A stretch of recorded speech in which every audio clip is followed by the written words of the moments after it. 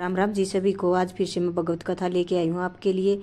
मैं ये 2 पेज आपको पढ़ के सुनाऊंगी इस वीडियो में, और शाम को लाइव आएंगे 3 बजे। प्लीज़ वीडियो को पूरा देखा करो और शेयर किया करो वीडियो को।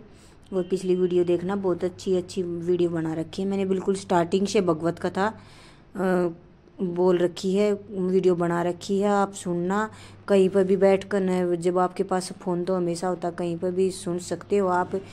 बुक तो पढ़ी नहीं जाती, ये तो सुन सकते हो वीडियो तो, इसलिए मैं आपके लिए बना रही हूँ। भगवत कथा सुनना बहुत अच्छा होता है।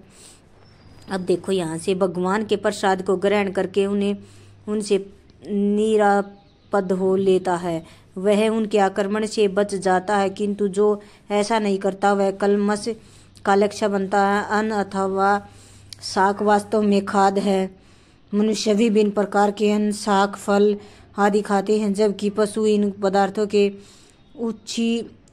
उच्छिष्ट को खाते हैं। जो मनुष्य मांस खाने के अभ्यस्त हैं, उनके लिए उन्हें भी शाक के उत्पादन पर निर्भर रहना पड़ता है, क्योंकि पशु शाक ही खाते हैं। तय हमें अंतोगतवा खेतों के उत्पादन पर ही आश्रित रहना है, बड़ी बड़ी फैक्ट्रियों के उत्पादन पर नहीं। खेतों का यह उत्पादन आकाश से होने वाली प्रचुर वर्षा पर निर्भर करता है, और ऐसी वर्षा इंद्र, सूर्य, चंद्र आदि देवताओं के द्वारा नियंत्रित होती है। ये देवता भगवान के दास हैं। भगवान को यज्ञों के द्वारा संतुष्ट रखा जा सकता है, अतः जो इन यज्ञों को संपन्न नहीं करता उसे अभाव का सामना करना होगा। यही प्रकृति का नियम है।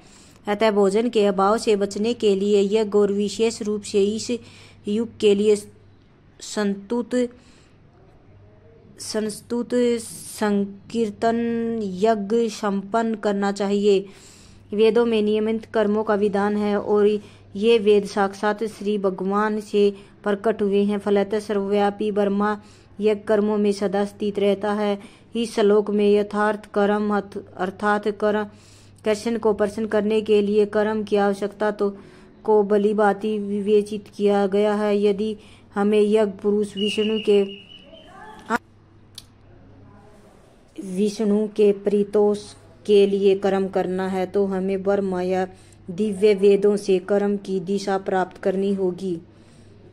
अतः सारे वेद कर्मादेशों की संहिताएं हैं। वेदों के निर्देश के बिना किया गया कोई भी कर्म विकर्म या अवैध अथवा पापपूर्ण कर्म कहलाता है। अतः कर्म फल से बचने के लिए सदैव वेदों से निर्देश प्राप्त करना चाहिए। जिस प्रकार सामान्य जीवन में राज्य के निर्देश के अंतर्गत कार्य करना होता है, उसी प्रकार भगवान के परम राज्य के निर्देशन में कार्य करना चाहिए। वेदों में ऐसे निर्देश भगवान के शाश्वत से प्रत्यक्ष प्रकट होते हैं। कहा गया है चारों वेद, ऋग्वेद, यजुर्वेद, सामवेद तथा अर्थवेद भगवान के शाश्वत के अद्भुत हैं।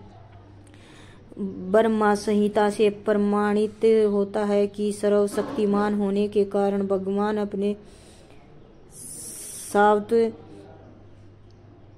स्वाद के द्वारा बोल सकते हैं। अपनी प्रत्येक इंद्रिय के द्वारा अन्य समस्त इंद्रियों के कार्य संपन्न कर सकते हैं। दूसरे शब्दों में भगवान अपनी निश्वास के द्वारा बोल सकते हैं, और वे अपने नेत्रों के गर्भाधान कर सकते हैं। वस्तु तो यह कहा जाता है कि उन्होंने प्रकृति पर दृष्टिपात किया और समस्त जीवों को गर्भस्थ किया। इस तरह प्रकृति के गर्भ में ब्रह्म जीवों को प्रविष्ट करने के पश्चात उन्हें वैदिक ज्ञान के रूप में आदेश दिया, जिससे वे भगवत धाम वापस जा सके। हमें यह सदैव स्मरण रखना चाहिए कि प्रकृति में सारे बद्ध जीव भौतिक भोग के इच्छुक रहते हैं, किंतु वैदिक आदेश इस प्रकार बनाए गए हैं कि मनुष्य अपनी विकृत इच्छाओं की पूर्ति कर सकता है और तथाकथित सुख भोग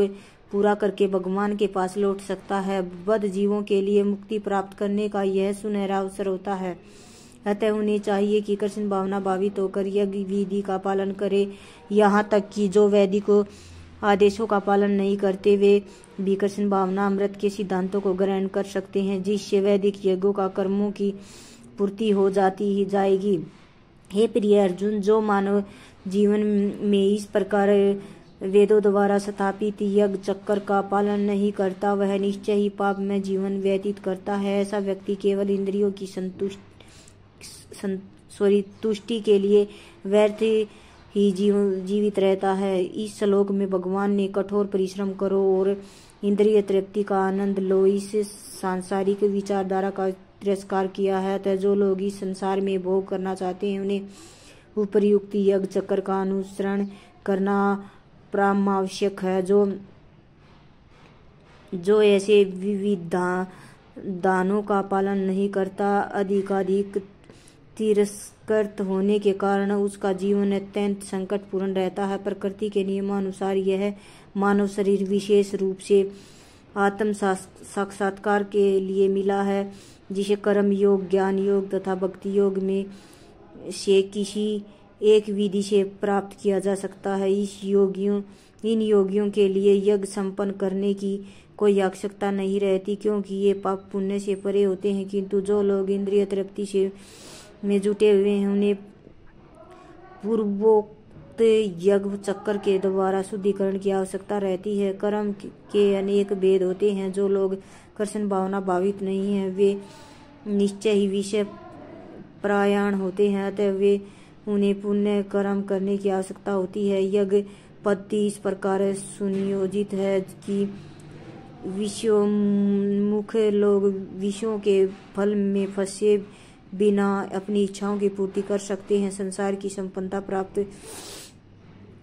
होने संपन्नता हमारे प्रयासों पर नहीं, अपितु परमेश्वर की पृष्ठभूमि योजना पर निर्भर है, जिसे देवता संपादित करते हैं। अतः वेदों में वर्णित देवताओं को लक्षित करके यज्ञ किए जाते हैं। प्रत्यक्ष रूप से यह कृष्ण भावना अमृत का ही अभ्यास रहता है, क्योंकि जब कोई इन यज्ञों में दक्षता प्राप्त कर लेता है तो वह अवश्य ही कृष्ण भावना भावित हो जाता है। किंतु यदि किसी यज्ञ करने से कोई कृष्ण भावना भावित नहीं हो पाता, तो इसे कोरी आचार संहिता समझना चाहिए। राम राम जी। इस वीडियो में इतना ही। कल फिर मिलेंगे नई वीडियो के साथ। कल नहीं, शाम को 3 बजे लाइव आएंगे, तब मिलेंगे।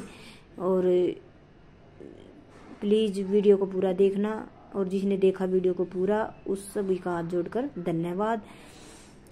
एक बार फिर से आप सबको राम राम करती हूँ मैं, और शाम को 3 बजे लाइव फिर मिलेंगे। राम राम जी।